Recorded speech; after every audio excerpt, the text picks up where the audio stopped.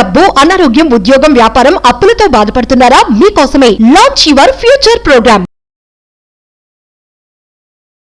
Hi viewers, India's largest digital media network Suman టీవీకి స్వాగతం. ప్రస్తుతం మనతో ఉన్నారు motivational speaker and language trainer Vijaya Bangaru Amma. So బోడుప్పల్లో జరిగిన అతి దారుణమైన సంఘటన, భర్త భార్యని ముక్కలు ముక్కలుగా నరికి చంపేసిన విషయం గురించి ఒక్కసారి అమ్మతో మాట్లాడదాం. అమ్మ నమస్తే. అమ్మ నమస్తే. అమ్మ, నిజంగా పెళ్లి అంటే భయపడనీకి ఎన్నో వీడియోలు వస్తూనే ఉన్నాయి. ధైర్యం అనేది లేకుండా పోతుంది యువతకి పెళ్లి అంటే. అవును, ఇంత లవ్ మ్యారేజ్ చేసుకొని అంత ఘోరంగా చంపి ముక్కలు ముక్కలుగా నరికి మూసీ నదిలో అక్కడేదో ఏదో రైతు పంటలు పండించనీకి విత్తనాలు చల్లినట్టు చల్లడం అనేది నిజంగా చాలా బాధాకరమైన విషయం. అలాంటప్పుడు పెళ్లి చేసుకోవడం ఎందుకు? 5 నెలలు కడుపుతో ఉన్న అమ్మాయిని అంత ఘోరంగా అంటే దీనికి అంతటికి కారణం రాధగారు మళ్ళీ పెళ్లి చేసుకోవడం, తొందరపడి పెళ్లి చేసుకోవడం. ఇంట్లో నుంచి అసలు ఆ కుర్రోడు వాళ్ళ ఇంట్లో చెప్పకుండా, అమ్మాయి డిగ్రీ చదివే అమ్మాయిని ఇంట్లో వాళ్ళు తెలిసి వద్దని చెప్పినా కూడా వీళ్ళిద్దరు ఇష్టపడేసి పక్కనే ఉండేవాడు, ఒక ఇంటి అవతల అనుకుంటా. సో అలా వచ్చారు. వచ్చిన తర్వాత ఏమైందంటే, సరే ఇద్దరు ఇష్టపడి పెళ్లి చేసుకున్నారు. తల్లిదండ్రులు అటువైపు వాళ్ళు ఇటువైపు వాళ్ళు కూడా, మీకు తెలుసు కదా, ఈ కాలంలో పిల్లలు ఏదన్నా నిర్ణయించుకుంటే తల్లిదండ్రులు వద్దన్నా అవునన్నా వాళ్ళు చేసుకుంటారు. కాబట్టి వాళ్ళు కూడా కామ్గానే ఉన్నారు. సరే ఎక్కడున్నా కూడా బాగానే ఉంటే చాలు అనుకొని వాళ్ళు అటువైపు వాళ్ళు ఇటువైపు వాళ్ళు కాంప్రమైజ్ అయిపోయారు.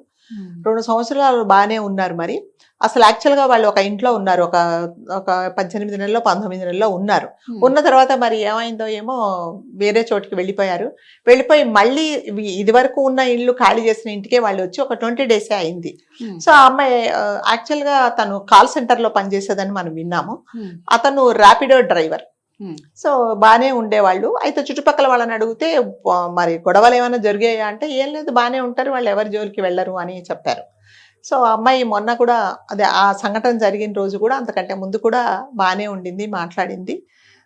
ఇతను ఏం చేశాడంటే, అనుమానం ఏంటంటే, కాల్ సెంటర్లో పనిచేసే వాళ్ళకు ఒకవేళ నిజంగా ఎవరైనా రాధగారు బయటికి వెళ్ళి మనం పనిచేస్తున్నప్పుడు ఒక హస్బెండ్తోనే మనకు కాంటాక్ట్స్ ఉండవు, ఒక ఇంటి సభ్యులతోనే కాంటాక్ట్స్ ఉండవు, ఎవరితోనో 10 మందితోనో మనం మాట్లాడాల్సి వస్తుంది. అది అవసరం కూడా కదా. సో అలాంటప్పుడు ఏం చేయాలంటే, అది మనం అర్థం చేసుకోవడానికి ఎవరైనా ఆడవాళ్ళు కానీ మగవాళ్ళు కానీ అర్థం చేసుకోవడానికి ట్రై చేయాలి. సో ఆ అబ్బాయికి ఏంటంటే, మనసులో ఏదో ఒక అనుమానం, ఈమె ఎవరితోనే మాట్లాడుతుంది అనే అనుమానంతో ఏం చేశాడంటే, అట్లీస్ట్ ఇంట్లో ఈ అమ్మాయి పేరెంట్స్ తో మాట్లాడడానికి కూడా ఇతను పర్మిషన్ ఇవ్వలేదు. మాట్లాడనిచ్చేవాడు కదా. పాపం వాళ్ళ మదర్ ఏడుస్తూ చెప్తుంది, మాతో మాట్లాడనిచ్చేవాళ్ళు కూడా కాదు.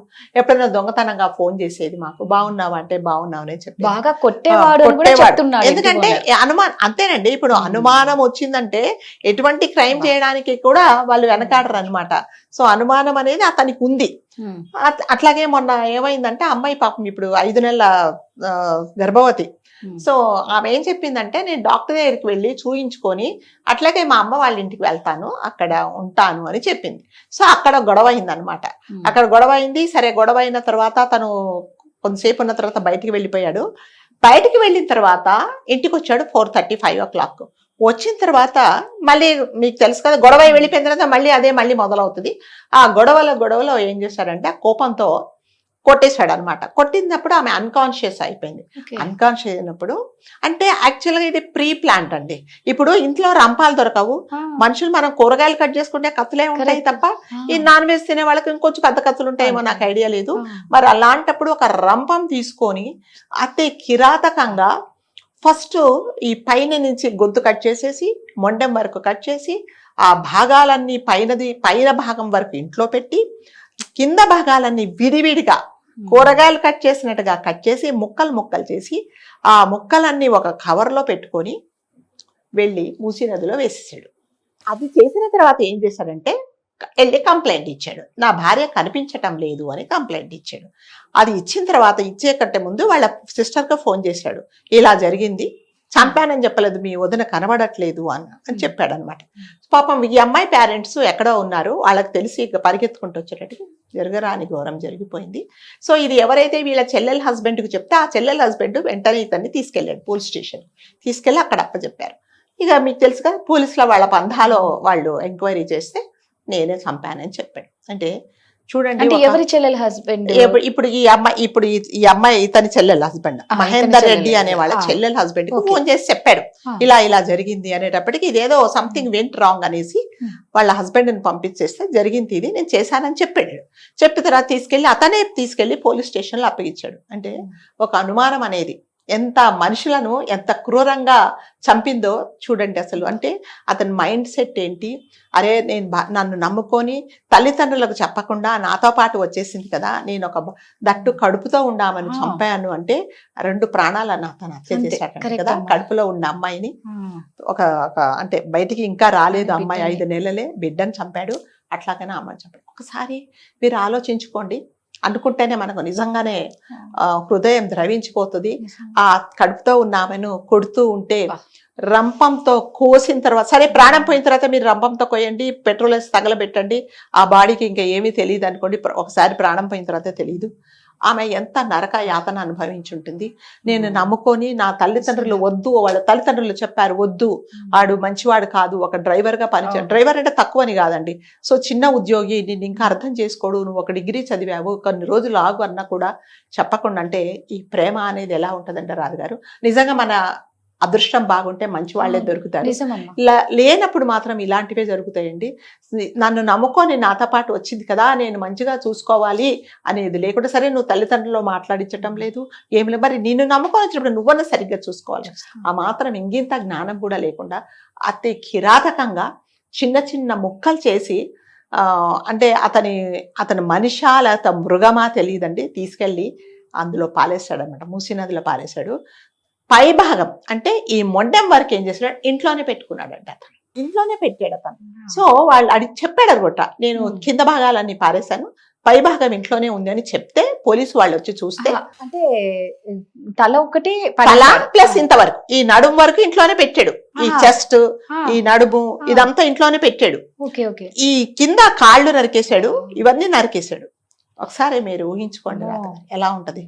అంటే ఆడు మనిషి మృగమా, లేకపోతే ఆ మనసులో ఆ మనిషిలో ఉండే ఒక రాక్షసుడా అనేది మనం ఆలోచించుకోవాలన్నమాట. అంటే దీనివల్ల అనుమానం అనేది నిజంగా అమ్మాయి తప్పు చేసిందో లేదో, అవసరమై మాట్లాడలేదో అవన్నీ తెలియకుండా అనుమానం అనే ఒక వినుభూతంతో ఒక నిండు ప్రాణాన్ని తీసాడు. సో దీనివల్ల ఇంకా మనం దీని గురించి ఏం మాట్లాడుకుంటాం చెప్పండి, ఏమన్నా మాట్లాడుకుంటామా, ఏం చేస్తాం చెప్పండి. ఒక ప్రాణం పోయింది, తల్లిదండ్రులు గుండెలు అవిసలాగా ఏడుస్తున్నారు. మేము చెప్పాము వద్దు అని చెప్పాము, మాతో కూడా మాట్లాడనిచ్చే వాళ్ళు కాదు, వాడు కాదు, దొంగతనంగా మాట్లాడేది, ఎప్పుడైనా చెప్తే కూడా బాగున్నాననే చెప్పేది. ఎందుకంటేనండి ఇలాంటి జరిగిన విషయాలలో వీళ్ళు బాగున్నానని ఎందుకు చెప్తారంటే, తల్లిదండ్రులను ఎదిరించి బయటకు వచ్చేసాము, వాళ్ళకి ఇష్టం లేకుండా మేము పెళ్లి చేసుకున్నాము కాబట్టి ఒకవేళ అంటే అమ్మ ఇలా బదులు నేను అందుకే చెప్పాను అంటారని చెప్పేసి. అంటే ఈవెన్ దో ఈ మగవాళ్ళు భర్తలు అంటే వీళ్ళను ఎంత హింసించినా చెప్పరు తల్లిదండ్రులు. ఎందుకు చెప్పరంటే నీ గొయ్యి నువ్వే తోకున్నావు అని చెప్తారని చెప్పేసి. కాబట్టి ఏమి చెప్పలేకపోయిందండి. లాస్ట్కు 5 నెలల గర్భిణిని అతి కిరాతకంగా చంపేశాడు అతను. అంటే ఇప్పుడు మీరు అన్నట్టుగానండి ఏమి జరగవు, మళ్ళీ స్టేషన్ కి తీసుకెళ్తారు, ఉంచుతారు, వచ్చేస్తారు. అతని ఇన్ఫ్లుయెన్స్ తీసుకొని అతను బయటకు వచ్చేస్తాడు. ఇప్పుడు నష్టపోయింది ఏమంటే తల్లిదండ్రులు నష్టపోయారు. ఒక కడుపు శోకం అనేది మిగిలిపోయింది వాళ్ళకి. అంటే వీళ్ళందరూ నేర్చుకోవాల్సిందంటే, మీరు పెళ్లి చేసుకున్నప్పుడు ఎంత ప్రేమతో ఉంటారో, ఎంత నమ్మకంతో ఉంటారో అదే నమ్మకంతో మీరు ఉండాలి. ఒకవేళ నిజంగానే మీకు అనుమానం ఉంటే కూర్చోబెట్టి మాట్లాడుకోండి, ప్రాణాలు తీయడమే. నిజంగా ఆమె ఎవరితోనో మాట్లాడుతుందనే నీకు డౌట్ ఉంటే 4 పెద్దవాళ్ళని తీసుకురా. పోనీ తల్లిదండ్రులు అటువాళ్ళు ఇటువాళ్ళు నీతో మాట్లాడటం లేదు అంటే, మన తల్లిదండ్రులతో పాటు మన చుట్టూ మన ఫ్రెండ్స్ ఉంటారు, వాళ్ళనైనా కూర్చోబెట్టి మాట్లాడాలి. అలాంటిది ఏమి చేయకుండా అతి కిరాతకంగా చంపాడు అంటే మనం ఏం అర్థం చేసుకోవాలి చెప్పండి. కాబట్టి మనం ఒకటే సలహా ఇస్తున్నాము, పెళ్లి చేసుకున్న తర్వాత, ప్రేమ పెళ్లిళ్ళు చేసుకున్న తర్వాత మీరు ఎవరిని ఇన్వాల్వ్ చేసుకోకుండా మీరు ఒకరికొకరు అర్థం చేసుకొని ఏదైనా పొరపాట్లు జరుగుతున్నా మీరు సర్దుకుండేలాగా ఉండాలి. కానీ ఇలా చేస్తే ప్రాణాలు పోయినాయి. నిజంగా నా జీవి అలా చంపుతున్నప్పుడు ఎంత బాధపడిందో మీరు ఒక్కసారి ఆలోచించండి కదా. గర్భిణి 2 ప్రాణాలను పోసాడు. రంపంతో కొయ్యడము అంటే, రంపంతో దేనికొస్తారు రాదు గారు, చెక్కలను కోస్తారు. ఎందుకంటే కత్తులతో కోస్తే అవి తెగవు, గొడ్లతో తెగవు కాబట్టి చాలా బలం ఉపయోగించి రంపంతో కోసాడు అంటే అంటే వాడు నిజంగా మనిషి. ఎప్పుడైనా అనిపించలేదా ఈ భార్యనే కదా నేను ఇంత ఇష్టపడ్డాను, ఎందుకు అనిపించట్లేదు, వంశాన్ని నిలబెట్టడానికి ఒక కొడుకునో కూతురునో నీకు ఇవ్వబోతుంది, ఇంత చిన్న విషయానికే కదా నేను ఒక్క నిమిషం ఆలోచించుకోవాలని ఆలోచించుకోకుండా ఇంత కిరాతకంగా చంపాడు అంటే నిజంగా మనకు కూడా మన చట్టాలలో కూడా కొన్ని మార్పులు రావాలండి. అంటే ఇలాంటి తప్పు చేసిన వాళ్ళని, అంటే ఇది కాదు, మనం ఇంతవరకు కూడా ఎన్నో ఎపిసోడ్స్ చేశాము, కాళ్ళు నరికిన వాళ్ళను, చంపేసిన వాళ్ళను, యాసిడ్ పోసిన వాళ్ళను. ఏం చేస్తున్నారండి వాళ్ళందరూ? ఉంటున్నారు, లోపల ఉంటున్నారు, వాళ్ళు ఇన్ఫ్లుయెన్స్ తీసుకొని బయటకు వచ్చేస్తున్నారు.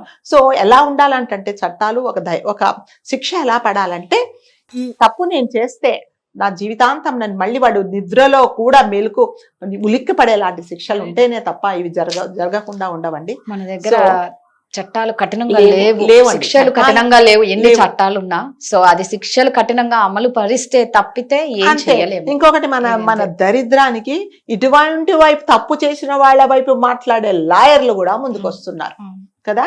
ఇప్పుడు అదే అన్యాయము నా ఇంట్లో జరిగితే ఎలా ఉండేదని ప్రతి ఒక్క అడ్వకేట్ ఎవరైతే వీళ్ళ తరపున మాట్లాడుతున్నారో వాళ్ళు ఆలోచించుకుంటే నిజంగానే అసలు అతని వైపు ఎవరు వాదించకుంటే ఎలా వస్తాడండి బయటికి. సో మాట్లాడుతున్నారు, ఎందుకంటే డబ్బులు తీసుకుంటున్నారు. సో ఆ క్షణంలో అతడు అప్పుడు బాగలేదు, మైండ్ సెట్ బాగలేదని చెప్తున్నారు. కానీ అదే నా కూతురుకో లేకపోతే మా ఇంట్లో వాళ్ళకో, నా అక్కకో, నా చెల్లికో జరిగితే మేము ఎంత బాధపడుతున్నామని వాళ్ళు ఎవరు చూడట్లేదు. నేను ఒక ఎపిసోడ్ ఎందులోనో చూశానండి. ఒక పోలీస్ ఇన్స్పెక్టర్ అంటే ఒక అన్న వాళ్ళ చెల్లిని ఒక పేద ఇంటికి పెళ్లి చేస్తే ఆ అత్తగారు రాత్రికి రాత్రి చంపేస్తుంది. రాత్రి భర్త చనిపోయిన తర్వాత కేసు అవుతుంది. అప్పుడు అతను అంటాడు అనమాట, ఇన్స్పెక్టర్ అడుగుతాడు, ఏంట్రా మరి ఏదో 5 లక్షలు ఇస్తారట, కాంప్రమైజ్ అయిపోతావా అంటే, అతను చదువుకోలేని చాలా పేదవాడండి, చదువు రాదు, చదువుతాడు. సార్ మీకు చెల్లి అక్క ఉందా? నా చెల్లి ఉంది.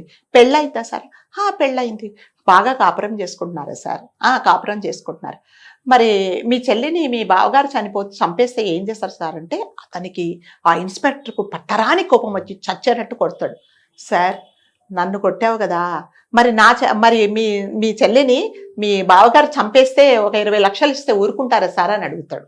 అడిగితే అతను చెప్తాడనమాట, అదేంటి నువ్వేం మాట్లాడుతున్నావు, నా చెల్లిని వాడేవాడు రా సార్. అంతే కదా సార్, నీకు చెల్లి నాకు కూడా చెల్లే కదా, అంటే మీకు డబ్బులు ఉన్నాయి కాబట్టి ఇదా, ఎవరికైనా ఫీలింగే సార్. నా చెల్లిని చంపేస్తే 5 లక్షలు ఇస్తే ఆ నెత్తుటి కూటుతో నేను బతకాలా సార్, మీరు కంపల్సరీగా శిక్ష వేయండి అని చెప్తాడనమాట. అంటే ప్రాణం అంటే ఎవరికైనా ఒకటి, డబ్బులు ఉండే వాళ్ళకు ఒకలాగా, డబ్బులు లేని వాళ్ళకు ఒకలాగా ఉండకూడదండి. సో ఎవరికైనా తన దాకా వస్తే ఆ ఇన్స్పెక్టర్కి ఎందుకు కోపం వచ్చింది చెప్పండి, ఎందుకంటే తన చెల్లెలు అన్నాడు కాబట్టి ఎప్పుడైనా సరే చట్టాలు అనేది కంపల్సరీగా ఉండాలండి. న్యాయం అనేది ఎవరికైనా ఉండాలి. అంటే శిక్ష ఎలా ఉండాలంటే ఇంకొకరు ఆ తప్పు చేయకుండా ఉండేలాగా ఉంటేనే బాగుపడతాం, లేకపోతే ఇలాంటివి జరుగుతూనే ఉంటాయి. ఎవరికైనా ఎప్పుడైనా ఏదైనా అనుమానం ఉంటే అది అనుమానమే కదా, ఇది నిర్ధారించుకోలేదు అనేది కూర్చోబెట్టి మాట్లాడుకుంటే ఇతని విషయంలో ఇది జరిగేది కాదండి. సో చనిపోయిన ఆమె ఆత్మకు శాంతి కలగాలని మనస్ఫూర్తిగా కోరుకుంటున్నాం. Thank you.